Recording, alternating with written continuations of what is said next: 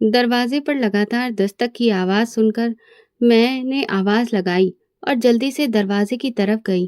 दरवाज़ा खोला तो मेरा पति गुस्से में लाल पीला हो रहा था। आज वो वक्त से कुछ जल्दी ही आ गया था। इतनी देर क्यों लगा दी दरवाज़ा खोलने में? वो एकदम अंदर आया और कहने लगा, किसके साथ मुंह काला कर रही थी? उसकी बात सुनकर मैं तो सन्न रह गई। ये क्या कह रहे हो? बिल्कुल ठीक कह रहा हूँ। दरवाज़ा खोलने में इतना वक्त लगता है क्या? ना तो दरवाजे से किचन का इतना दूर रास्ता है और ना ही कमरे का।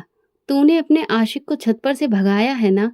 वो दरवाजे के पास रुका और फौरन सीढ़ियों की तरफ बढ़ा और भागकर ऊपर चढ़ गया, जबकि मैं हैरान परेशान खड़ी रह गई थी। भाग गया कमबख्त कहीं का। उसने नीचे उतरकर गुस्से में उस शख्स के लिए बुरा भला कहा जिसका कोई वजूद ही नहीं था। मैं तो पूजा कर रही थी, इसलिए आने में देर हो गई। तुम गलत सोच रहे हो।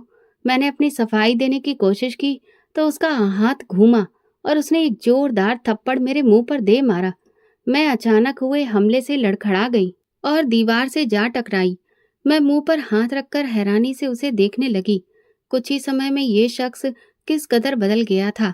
ये वो आदमी तो नहीं था जो मेरी मोहब्बत का दम भरता था। मेरी माँ तेरे बारे में सही कहती थी। तेरे सारे तौर तरीके बाजारू औरतों के जैसे हैं। मैं ही कम अकल था जो मैंने अपनी माँ की बात पर भरोसा नहीं किया। उसने गुस्से से वापस पलटकर जमीन पर पांव पटका और अंदर की तरफ चला गया, जबकि मैं रोती हुई दीवार के साथ लगी जमीन पर बैठ गई थी। मेरा नाम गीता है। ना जाने मैं भगवान ने मेरा कैसा नसीब लिखकर इस दुनिया में आई थी। पैदा हुई तो माँ इस दुनिया से चली गई। माँ की ममता का एहसास क्या होता है, ये मैं कभी जान ही नहीं पाई। मेरा गम ज्यादा दिन तक पापा के दिल में नहीं रहा और जल्दी ही उन्होंने दूसरी शादी कर ली। पापा ने दादी और सब रिश्तेदारों से ये कहा कि वो दूसरी शादी सिर्फ अपनी बच्ची के लिए कर रहे हैं, ताकि उसे माँ का प्यार और अच्छा पालन पोषण मिल सके। लेकिन सौतेली माँ के आने के बाद वो खुद भी मेरे सगे नहीं रह सके। मैं साथ साथ अपने प्यार और अहमियत से भी महरूम हो गई। इस तरह पापा की दूसरी शादी सुकून का कारण बनने की जगह मेरी जिंदगी में और ज्यादा मुश्किलें ले आई थी। सौतेली माँ ने मुझे कभी दिल से अपनाया नहीं। उसके लिए मैं सिर्फ और सिर्फ एक बोझ थी, जो उसे ना चाहते हुए भी निभाना पड़ रहा था। वो अक्सर मुझे ताना देती, ये कितनी मनहूस लड़की है, पैदा होते ही अपनी माँ को खा गई। मेरे नन्हे से दिल पर ये शब्द तीर बनकर लगते थे, लेकिन मैं खामोश रहती। मैं अक्सर सोचती थी कि मैंने तो कभी अपनी सौतेली माँ के साथ कुछ भी बुरा नहीं किया, फिर वो क्यों मुझे इस कदर नफरत करती हैं। मैं हमेशा कोशिश करती कि उनकी नज़रों में अच्छी बनूं, लेकिन मेरी कोई भी बात उन्हें कभी खुश नहीं कर पाई थी। अगर कभी घर में कोई दिक्कत हो जाती, तो वो तुरंत मुझे ही कसूरवार ठहराती। उनके तानों और नफरत भरे व्यवहार ने मेरे दिल पर गहरी चोट लगाई थी, लेकिन मैं खामोशी से सब कुछ सहती रही, क्योंकि मेरे पास और कोई रास्ता नहीं था। मेरा बचपन दूसरों के बच्चों की तरह खुशियों से भरा नहीं था। मुझे खिलौनों की जगह ताने मिले, मोहब्बत की जगह नफरत। जब दूसरे बच्चे स्कूल जाते, मैं घर के कामों में लगी रहती। अगर कभी बच्चों के साथ खेलने चली जाती तो सौतेली माँ को बहुत बुरा लगता और वो जी भरकर मुझे बुरा भला कहती। इस समय पापा का किरदार सिर्फ एक खामोश तमाशा देखने वाले इंसान का था। पापा ने कभी मेरी तरफदारी में एक शब्द तक नहीं कहा था और ना कभी उन्हें समझाने की कोशिश की थी। उस वक्त मेरी बूढ़ी दादी ही मेरा एकमात्र सहारा थी और उस तपती धूप में वो मेरे लिए घनी छांव जैसी थी। जब भी सौतेली माँ के ताने मेरे दिल को कचोटते, दादी की गोद में मुझे पनाह मिल जाती। उनके झुर्रियों से भरे हाथों का एहसास मेरे दुखों का मरहम बन जाता। वो मुझे अच्छी अच्छी कहानियां सुनाती, जिंदगी के सबक देती और हमेशा ये समझाती कि सब्र और हौसला ही इंसान का सबसे बड़ा हथियार होता है। उनकी मोहब्बत में वो मिठास थी जो मेरे दुख को कुछ वक्त के लिए भुला देती थी। दादी की बातों से मुझे सुकून मिलता, जैसे कोई थक हार कर मुसाफिर घनी छांव में दम भरकर सुस्ता ले। मेरी दादी बड़ी ही नेक और धार्मिक औरत थी। वो भगवान में विश्वास करती थी, पूजा पाठ करती थी और उन्होंने मुझे भी ये सब सिखाया था। मुझे पढ़ने का बहुत शौक था। मैं हमेशा सोचती थी कि पढ़ लिख कर अपनी जिंदगी बदलूंगी, लेकिन सौतेली माँ ने मेरी पढ़ाई भी छुड़वा दी थी। उनका कहना था कि लड़कियों को पढ़ लिख कर क्या करना है, आखिरकार उन्हें चूल्हा ही संभालना होता है। उन्होंने मेरी किताबें छीनकर बर्तन और झाड़ू पकड़ा दिए थे। मैं घर का सारा काम करती, बहुत थक जाती, तो दादी की गोद में लेट जाती। थोड़ा बहुत हिंदी लिखना पढ़ना मुझे दादी ने ही सिखाया था। मैं चुपके चुपके मोहल्ले की लड़कियों से पुरानी किताबें लाकर अपना पढ़ने का शौक पूरा कर लेती थी। मुझे जब भी मौका मिलता, मैं अपनी किताबें निकालकर बैठ जाती और उन्हें पढ़ती रहती। मैं एक एक किताब को कई बार पढ़ चुकी थी। स्कूल तो मैं नहीं जा सकी, लेकिन कुछ न कुछ शब्दों को जोड़कर पढ़ना मैंने जरूर सीख लिया था। इस तरह वक्त गुजरता गया। गुजरते वक्त के साथ मैंने सहना सीख लिया था। अब मुझे माँ के तानों से ज्यादा तकलीफ नहीं होती थी। शायद मैं इस माहौल की आदी हो चुकी थी। मैं जवानी की दहलीज पर कदम रख चुकी थी, लेकिन घर का माहौल और सौतेली माँ का व्यवहार आज भी वैसा ही था। बल्कि अब तो सौतेली माँ मुझसे दिन ब दिन और ज्यादा नफरत करने लगी थी। वो हर वक्त मौके की तलाश में रहती कि किसी बहाने मुझे अपनी जान छुड़ा सके। मैंने उन्हें अक्सर पापा से ये कहते सुना था, गीता के लिए कोई रिश्ता देखो और उसे घर से विदा करो। अब बस, मैं ये सब और ज्यादा बर्दाश्त नहीं कर सकती। पापा ने मन मारकर मेरे लिए जल्दी ही एक रिश्ता देख लिया था।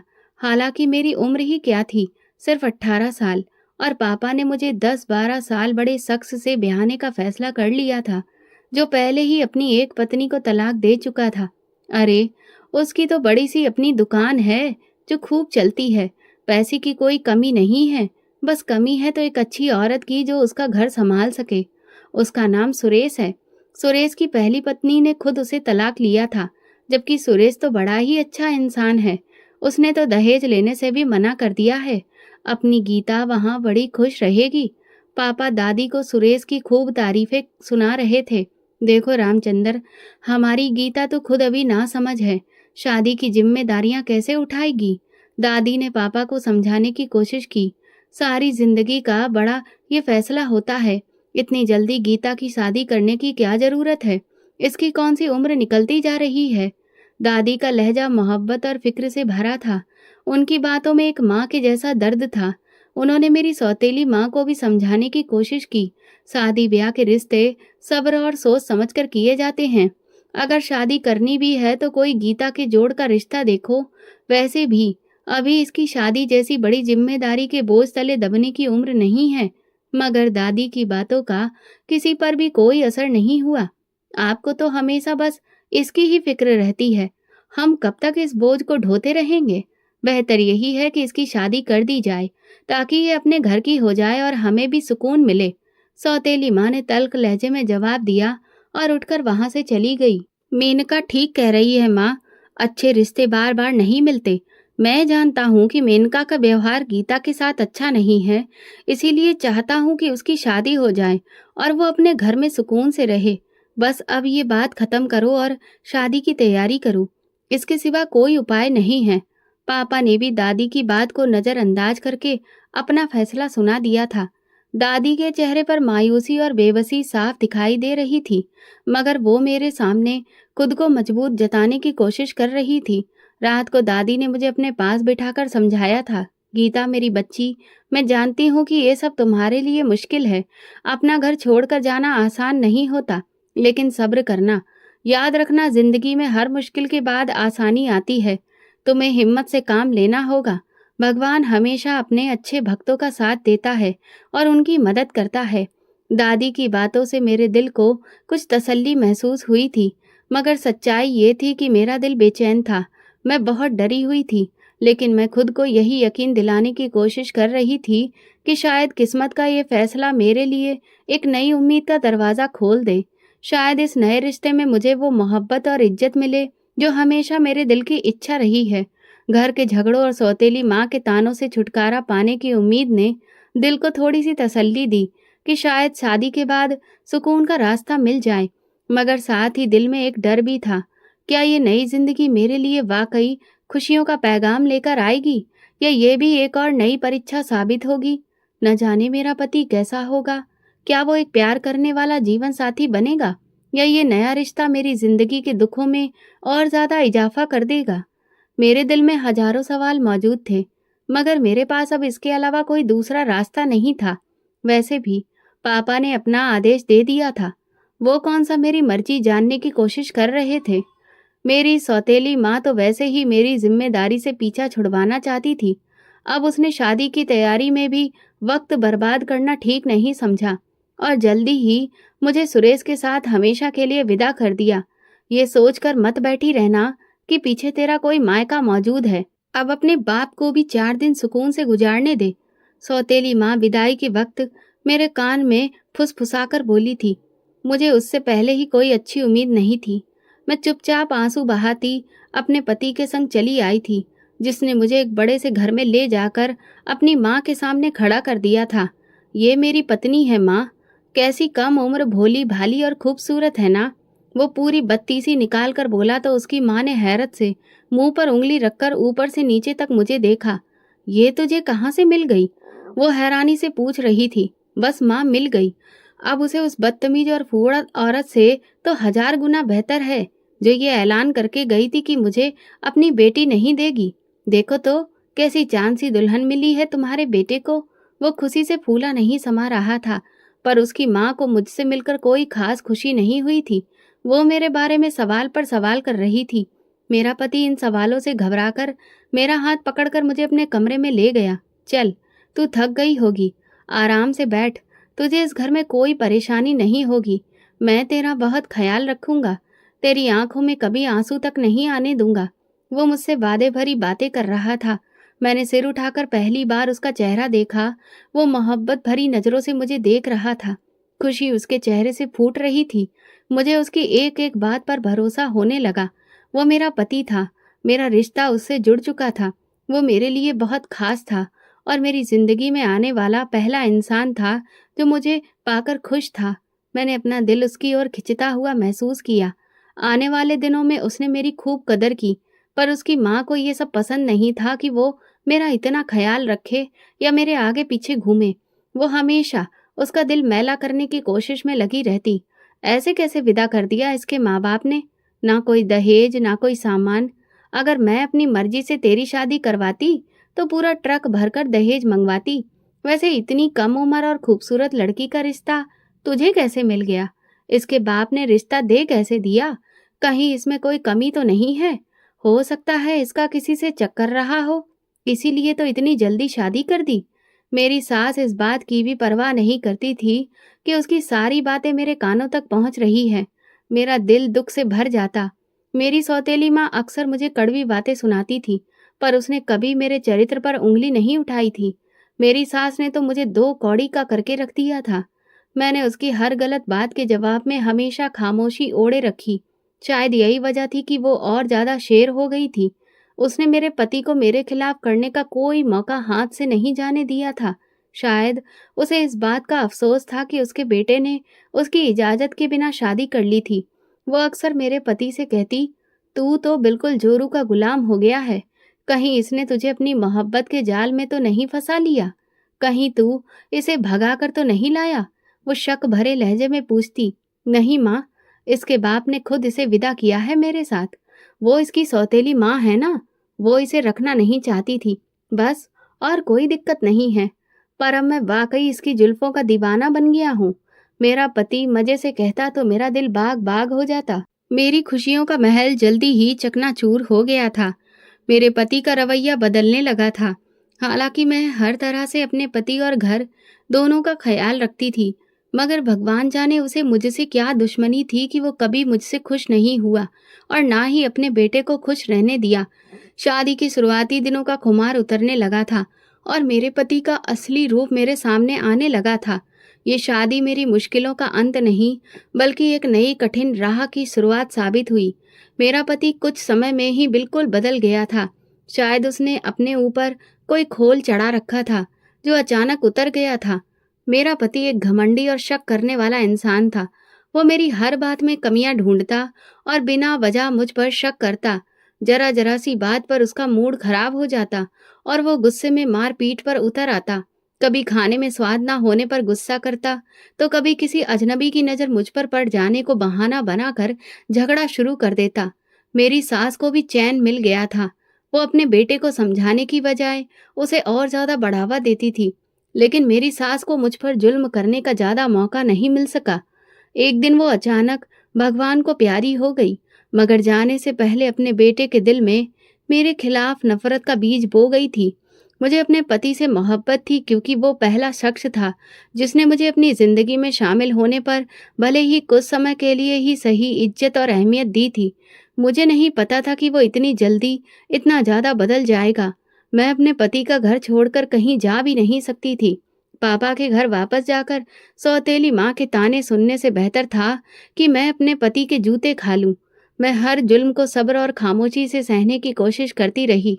दिल में यही सोचती थी कि शायद वक्त के साथ उसका दिल नरम हो जाए या मेरा सब्र भगवान की नज़र में आ जाए और मेरी जिंदगी में कुछ आसानी हो जाए।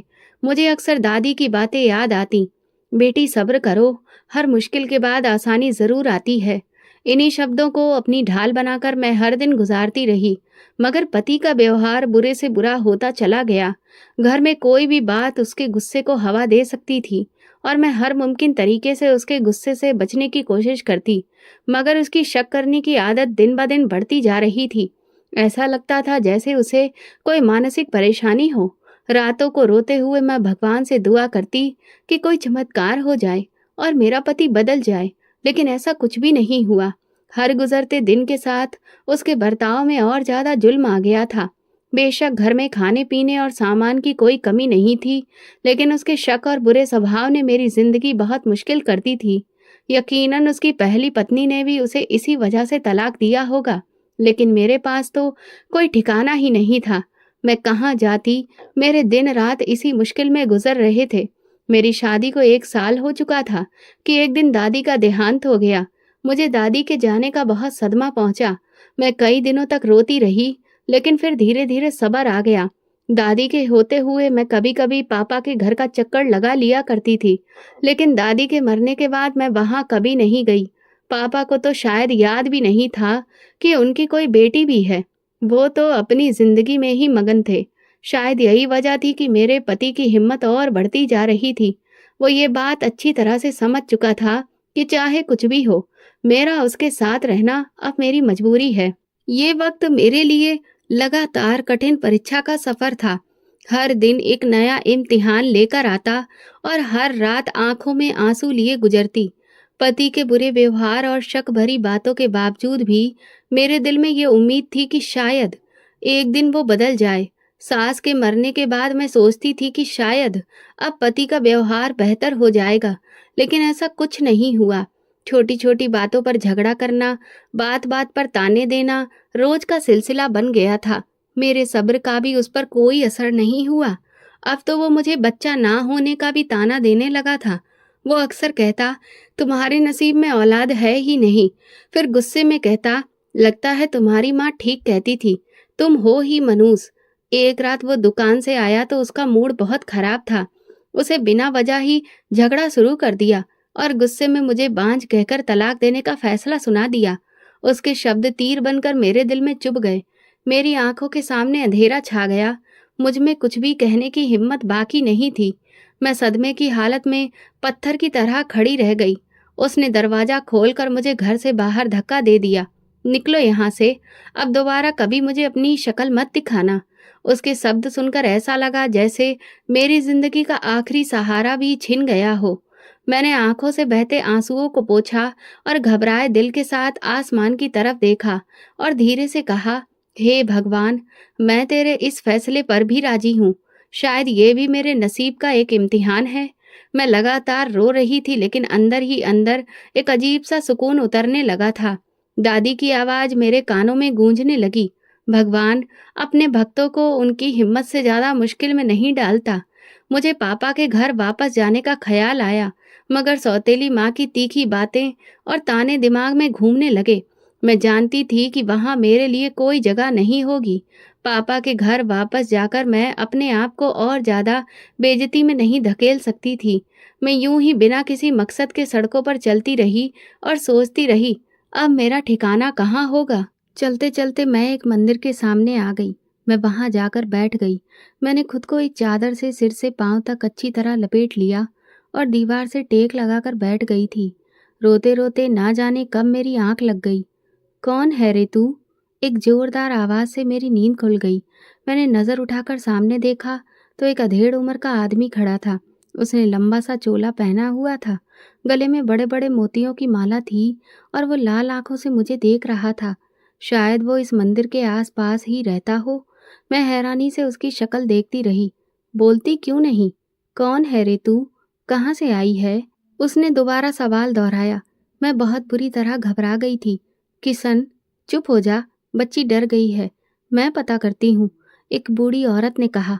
अच्छे से पता कर लेना, संतोषी माँ आजकल बड़ी सख्ती में है। किशन ये कहकर वहां से चला गया। बूढ़ी औरत आकर मेरे पास बैठ गई। घर से भाग कर आई है क्या? उसने टटोलती हुई नजरों से मुझे देखा। आशिक धोखा दे गया होगा तेरा। नहीं, मैंने तुरंत इनकार में सिर हिलाया। पति ने घर से निकाल दिया। क्या तू शादीशुदा है? बूढ़ी औरत ने हैरानी से पूछा। ए लड़की, झूठ मत बोलना। उसे मेरे शादीशुदा होने पर शक था। मेरी उम्र वैसे ही कम थी और ऊपर से इन 2 सालों में मैं और भी ज्यादा कमजोर हो गई थी। मैंने बिना रुके उस औरत को अपने सारे हालात सुना दिए। मेरा कोई ठिकाना नहीं है अम्मा, जाऊं तो कहाँ जाऊं? सारी बात सुनकर उसने एक ठंडी सांस भरी। तू यहाँ आराम से रह मेरी बच्ची, कोई तुझे कुछ नहीं कहेगा।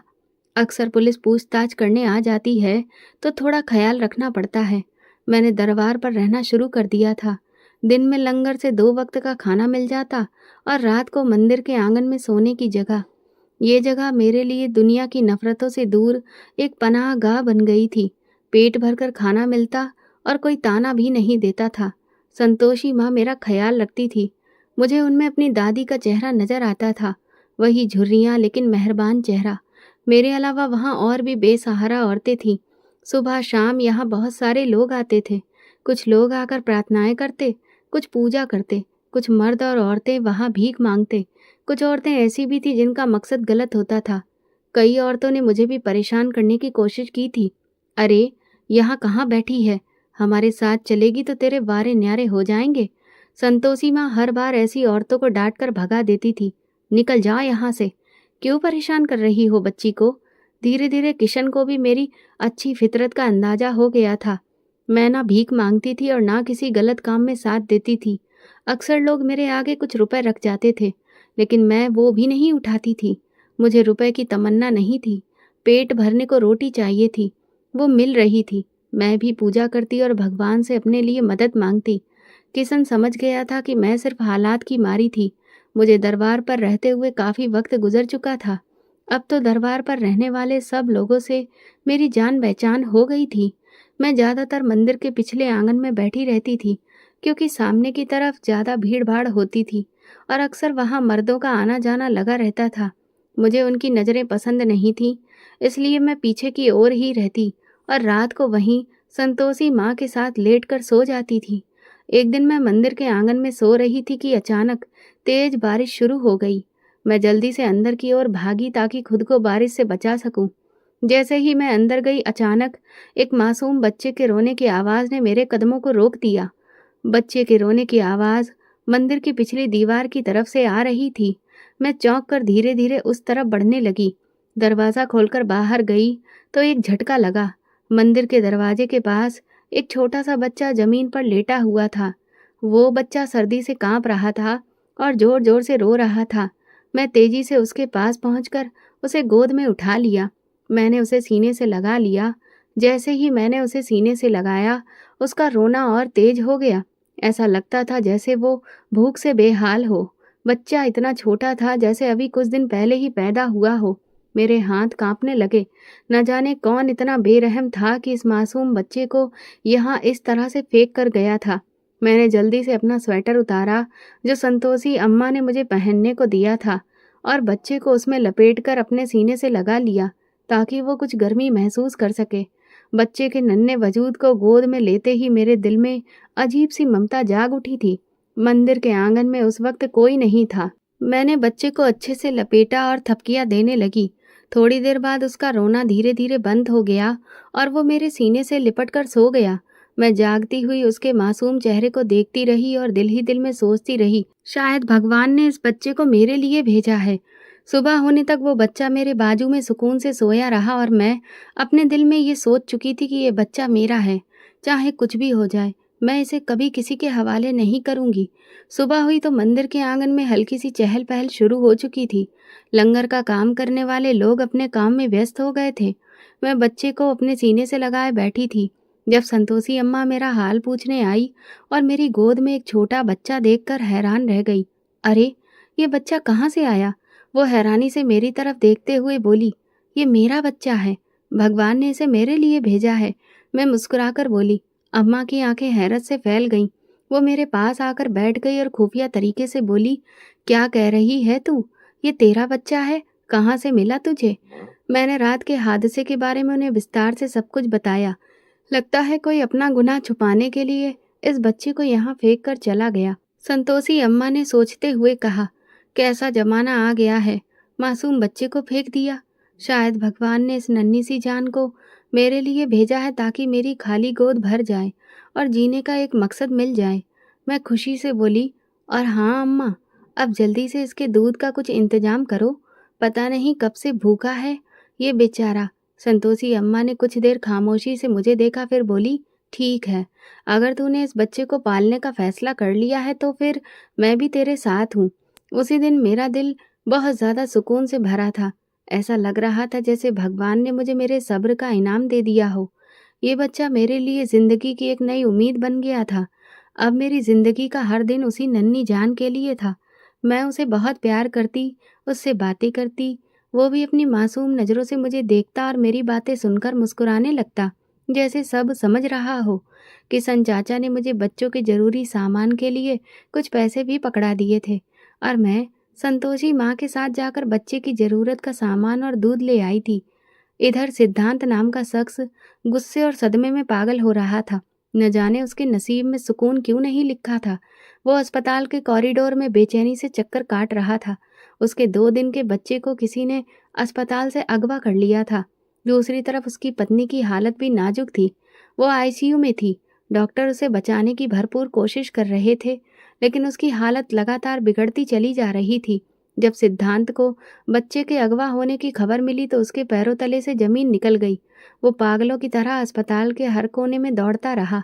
हर किसी से बच्चे के बारे में पूछा, लेकिन किसी को कुछ भी पता नहीं था। उसका दिमाग सुन्न हो चुका था। एक तरफ उसकी पत्नी जिंदगी और मौत के बीच में झूल रही थी और दूसरी तरफ उसका बच्चा लापता हो चुका था। और फिर वो खतरनाक पल आया जब डॉक्टर ने उसे जानकारी दी कि उसकी पत्नी अपनी जान की बाजी हार चुकी है। सिद्धांत पर सदमे का ऐसा वार हुआ कि वो किसी बात को सोचने समझने के काबिल नहीं रहा। एक लम्हे में उसकी दुनिया उजड़ चुकी थी। ना उसकी बीवी बच सकी थी और ना ही उसका बच्चा। सिद्धांत को महसूस हो रहा था कि जैसे उसका दिमाग फट जाएगा। वो अपनी माँ के पास चला आया और उनके गले लगकर रोने लगा। क्यों भगवान, हमेशा मुझसे मेरा सब कुछ क्यों छीन लेता है? माँ से उसने रोते हुए कहा। उसकी माँ ने उसे अपने सीने से लगा लिया था। सिद्धांत कोई मामूली आदमी नहीं था। वो बहुत सारी जमीन जायदाद का मालिक था। शहर के बड़े रईसों में उसका नाम आता था, लेकिन दौलत होने के बावजूद उसकी जिंदगी में सुकून नहीं था। जब वो छोटा था तो उसके बाप ने दूसरी शादी कर ली थी। उसकी सौतेली माँ कोई अच्छी औरत नहीं थी। वो विधवा थी और पहले पति से उसका एक बेटा भी था। वो उसके बाप के ऑफिस में काम करती थी। न जाने कैसे वो उसके बाप को रिझाकर उसकी जिंदगी में शामिल हो गई थी। धीरे धीरे वो उसके बाप पर हावी होती चली गई और उसने सिद्धांत के बाप को उसके इकलौते बेटे से बहुत दूर कर दिया था। सिद्धांत का बचपन उसके बाप की सख्ती और उसकी मोहब्बत व प्यार से कोसों दूर होकर गुजरा था। उसके बाप का सौतेला बेटा सनी उसे घर में ठाठ से रहते हुए हर चीज से वंचित कर देता था। जलन का शिकार होकर वो सिद्धांत का दुश्मन बन चुका था। सिद्धांत इन सारी सिचुएशन से बहुत ज़्यादा परेशान था। उसके मन पर बहुत बुरा असर हो रहा था। उसकी माँ संगीता के पास दौलत की कोई कमी नहीं थी, क्योंकि संगीता के पिता भी बहुत दौलतमंद थे और वो उनकी इकलौती बेटी थी।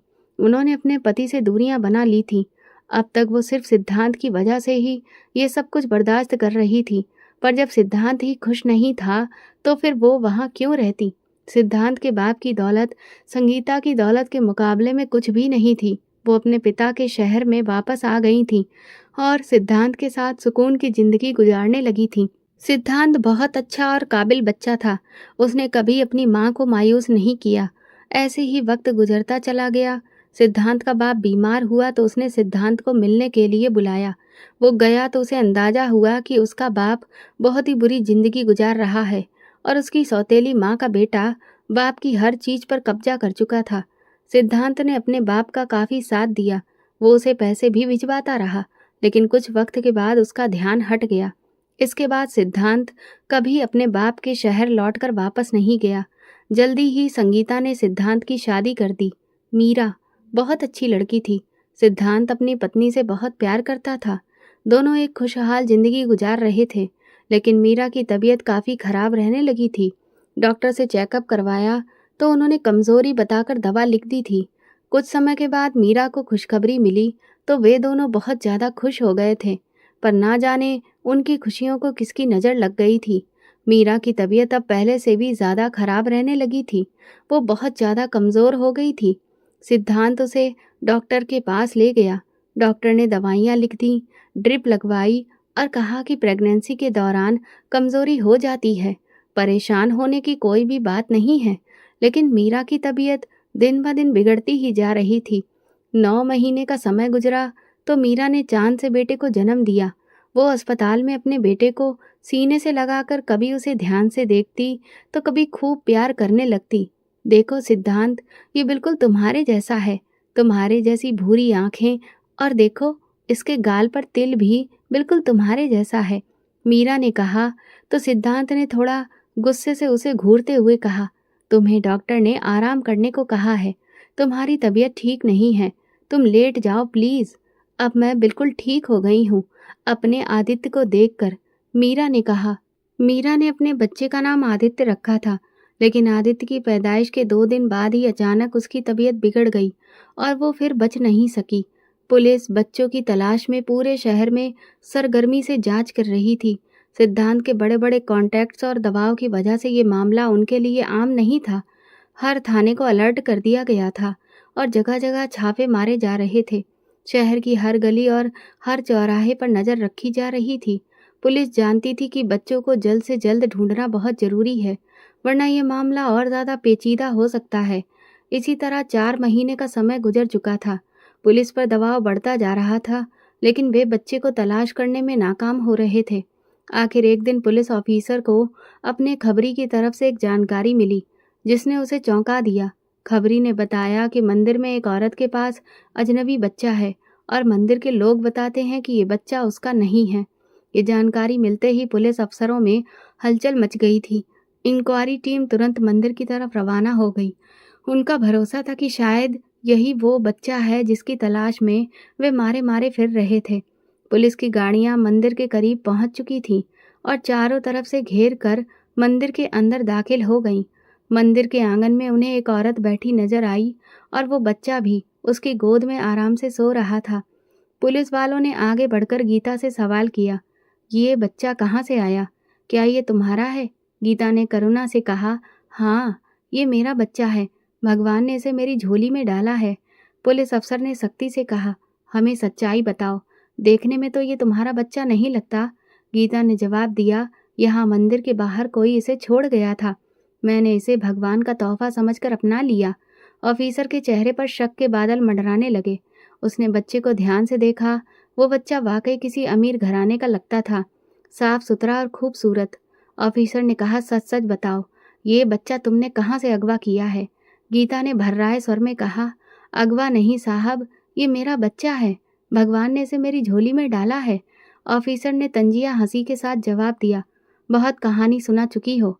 तुम्हारी हालत बता रही है कि तुम जैसी औरत के पास ऐसा बच्चा नहीं आ सकता। सीधी बात करो, कहाँ से उठाया ये बच्चा? गीता की आंखों में आंसू भर आए। मैंने किसी का बच्चा नहीं उठाया साहब।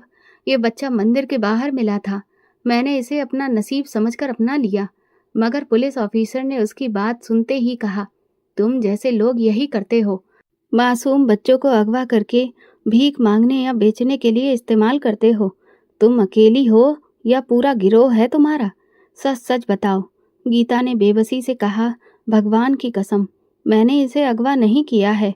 मैंने सोचा कि भगवान ने मेरे अकेलेपन को भरने के लिए इसे मुझे दे दिया।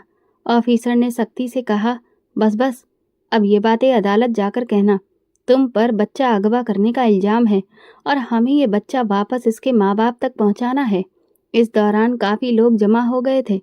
किशन चाचा और संतोषी अम्मा भी आ गए थे। पुलिस वाले बच्चे को लेने के लिए आगे बढ़े तो गीता ने घबराकर उसे अपनी बाहों में छुपा लिया। ये मेरा बच्चा है, इसे मुझसे मत छीनो। ऑफिसर ने झल्लाकर आदेश दिया, इसे फौरन गाड़ी में बिठाओ। ये मामला हम थाने में जाकर देखेंगे। यहाँ काफी भीड़ हो रही है। मैंने उन्हें सफाई देने की कोशिश की, मगर 2 पुलिस वालों ने मुझे दबोच लिया और बच्चा भी मुझसे छीन लिया। मैं बस चिल्लाती रह गई, ये मेरा बच्चा है, मैंने इसे अगवा नहीं किया। मगर पुलिस ने मेरी एक भी नहीं सुनी। मंदिर के लोग और संतोषी अम्मा भी गवाही दे रहे थे कि ये लड़की सच कह रही है, पर पुलिस वाले मुझे जबरदस्ती पकड़कर थाने ले आए। इधर सिद्धांत पहली नज़र में ही बच्चे को पहचान गया था, क्योंकि वो बच्चा बिल्कुल उसी की ही शक्ल का था। पुलिस ने बताया कि मंदिर पर मौजूद एक औरत ने बच्चा अगवा किया था और वो औरत पकड़ी जा चुकी है। जल्दी ही उसके बाकी के साथियों को भी पकड़ लिया जाएगा। सिद्धांत बच्चा लेकर अपनी माँ के पास चला आया। बच्चा जब उसने अपनी माँ के हवाले किया तो वो कहने लगी, बच्चा बहुत साफ सुथरा और सेहतमंद है।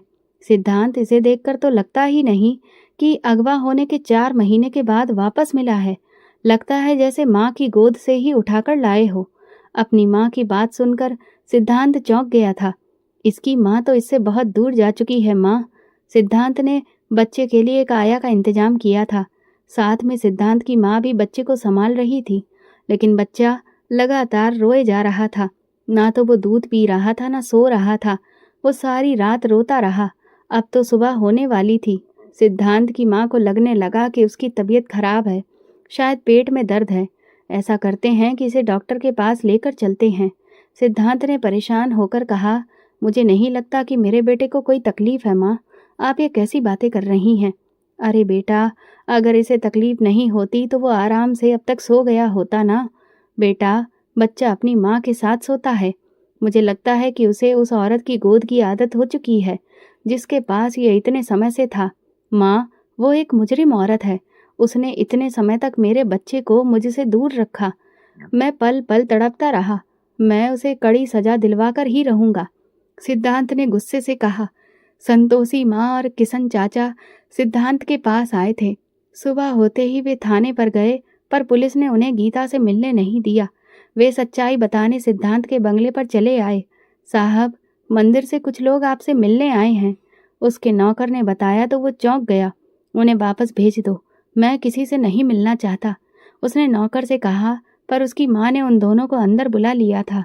साहब, वो बच्ची बेकसूर है। उसने आपके बच्चे को अगवा नहीं किया था। वो तो बेचारी खुद दुखों की मारी है। सिद्धांत ने सख्त नज़र से उन्हें देखा। पुलिस ने उसे बच्चे के साथ मंदिर पर पकड़ा हुआ पाया है। किशन चाचा ने ठंडी सांस लेते हुए कहा, साहब, अगर वो अगवा करने वाली होती तो 4 महीने तक इस बच्चे को अपने कलेजे से लगाकर क्यों रखती। अगवा करने वाले तो तुरंत बच्चों को आगे पहुंचा देते हैं। उसने तो आपके बच्चे को एक माँ की तरह संभाला है। वो लड़की खुद अपने गमों से लड़ रही है। वो बिल्कुल बेगुनाह है। आप उसे पुलिस से छुड़वा दीजिए। मेरा दिल ही मानने को तैयार नहीं है कि वो बेकसूर है। मैं तुम लोगों पर भरोसा नहीं कर सकता। हो सकता है कि तुम भी उसके साथ मिले हुए हो। सिद्धांत ने कहा तो वे दोनों मायूस होकर उठ गए। न जाने क्यों मुझे ऐसा लगता है कि ये दोनों गलत नहीं कह रहे। सिद्धांत की माँ ने कहा, माँ, आपको तो हर किसी पर रहम आ जाता है। चलो जल्दी करो, हमें अस्पताल भी जाना है। सिद्धांत ने कहा, डॉक्टर ने आदित्य का पूरा चेकअप कर लिया है, जरूरी टेस्ट भी हो गए हैं। डॉक्टर ने बताया कि बच्चे को कोई तकलीफ नहीं है। बच्चा बिल्कुल सेहतमंद और तंदुरुस्त है, लेकिन वो सारी रात रोता रहा। कई बार ऐसा होता है कि जगह या माहौल बदलने से भी बच्चे परेशान हो जाते हैं। आप फिक्र न करें, 1-2 दिन में ये ठीक हो जाएगा। लेकिन आदित्य लगातार रोता जा रहा था। पर अगली रात एक अजीब बात हुई। पुलिस ने उसकी घरेलू नौकरानी को रात के अंधेरे में किसी आदमी से मिलते हुए देखा था। अभी भी पुलिस के कुछ लोग खुफिया तौर पर सिद्धांत के घर की निगरानी कर रहे थे। उन्होंने तुरंत सिद्धांत को इस बात की जानकारी दी और नौकरानी कमला को गिरफ्तार कर लिया गया। कमला ज़्यादा देर तक अपनी जुबान बंद नहीं रख सकी और उसने अपना जुर्म कबूल कर लिया। हाँ, आदित्य को अस्पताल से मैंने ही अगवा किया था, लेकिन ये सब मैंने सनी साहब के कहने पर किया। उन्होंने मुझे पैसों का लालच दिया और मैं लालच में आ गई। सनी साहब नहीं चाहते थे कि सिद्धांत साहब सुकून की ज़िंदगी गुजारें। वो कहते थे कि मैं सिद्धांत को पल-पल तड़पते हुए मरता देखना चाहता हूँ। उन्होंने मुझे कहा था कि अस्पताल से बच्चा उठाकर उनके पास ले आऊँ। जब मैं बच्चा लेकर उनके पास पहुँची, तो उन्होंने कहा कि मैं इस बच्चे को नहर में फेंक दूँ या गला दबाकर मार दूँ, पर बच्चों को मारने की मुझ में हिम्मत नहीं हुई और मैं मंदिर के पिछले दरवाजे के पास बच्चे को रख आई। कमला के बयान पर पुलिस ने सनी को गिरफ्तार कर लिया। आदित्य लगातार बेचैन था। वो ठीक से दूध भी नहीं पी रहा था, ना ही सो रहा था। कुछ मिनट सोने के बाद वो चौंक कर उठता और रोने लगता। सिद्धांत की माँ थाने चली गई थी। उन्होंने गीता को देखा तो उनके दिल में उसके लिए हमदर्दी भर आई। वो जानती थी कि इस लड़की ने आदित्य की जान बचाई थी और अब तक उसे अपनी औलाद की तरह संभाल रही थी। बेटी, चलो मेरे साथ, आदित्य को तुम्हारी ज़रूरत है। आदित्य का नाम सुनकर गीता ने एक शब्द भी नहीं कहा और फिर खामोशी से उनके साथ चल पड़ी। घर पहुंचते ही गीता तुरंत आदित्य के पास आ गई। उसने प्यार से उसे अपने सीने से लगाया और बच्चा, जो कई दिनों से किसी के पास सुकून से नहीं रह रहा था, गीता के प्यार और खुशबू को पहचान कर एकदम चुप हो गया। उसने दूध भी पी लिया और थोड़ी ही देर में गहरी नींद में सो गया। सिद्धांत की माँ ने जब ये सब देखा तो उनके चेहरे पर सुकून भरी मुस्कुराहट आ गई। फिर उन्होंने सिद्धांत की तरफ देखा। मैं ना कहती थी, ये लड़की बेकसूर है।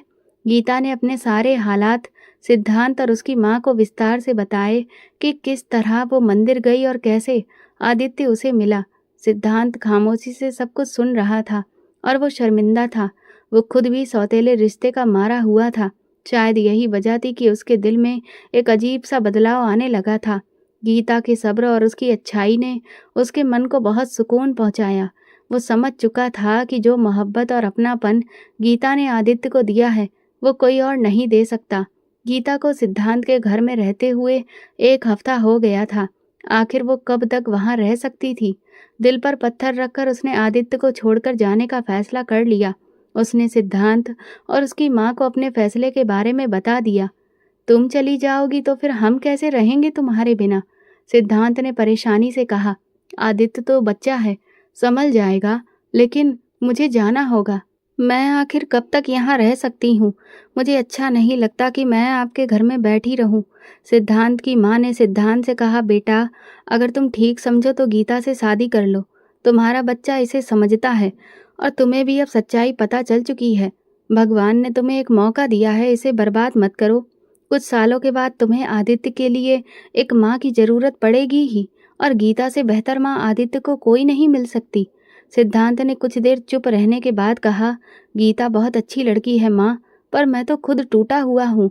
मीरा के जाने का गम मेरे दिल में बसा है। क्या गीता खुश रह पाएगी मेरे साथ? हाँ बेटा, वो खुद भी गम की मारी है और बहुत सब्र वाली भी। ठीक है माँ, अगर गीता को कोई ऐतराज नहीं है तो फिर मैं भी तैयार हूँ। सिद्धांत की माँ ने गीता से कहा, देखो गीता, मैं और सिद्धांत चाहते हैं कि तुम हमेशा यहीं रह जाओ, आदित्य की माँ बनकर। गीता चौंक गई। इसके बाद साधारण तरीके से शादी का इंतजाम किया गया। शादी के बाद गीता ने आदित्य को अपनी बाहों में उठाकर सीने से लगा लिया। भगवान ने आदित्य को उसे हमेशा के लिए सौंप दिया था और एक नई जिंदगी भी। वो भगवान की शुक्रगुजार थी। सिद्धांत ने गीता की तरफ देखा। उसके दिल में गीता के लिए इज्जत और शुक्रगुजारी के जज्बात थे। वो समझ चुका था कि गीता का मुकाम उसकी जिंदगी में सिर्फ आदित्य की माँ का नहीं बल्कि उसके दिल का भी है। अब उनके बीच सिर्फ सुकून और मोहब्बत का रिश्ता था। दोनों ने मिलकर जिंदगी की एक नई राह चुन ली थी, एक ऐसी राह जिस पर खुशी और उम्मीद के चिराग रोशन थे। तो दोस्तों, अगर आपको हमारी ये कहानी पसंद आई हो तो कमेंट करके ज़रूर बताएं। वीडियो को लाइक करें और ज़्यादा से ज़्यादा शेयर करें। अगर आप चैनल पर नए हैं तो सब्सक्राइब ज़रूर करें और नोटिफिकेशन बेल दबाएं ताकि अगली अपडेट सबसे पहले आपको मिले। धन्यवाद।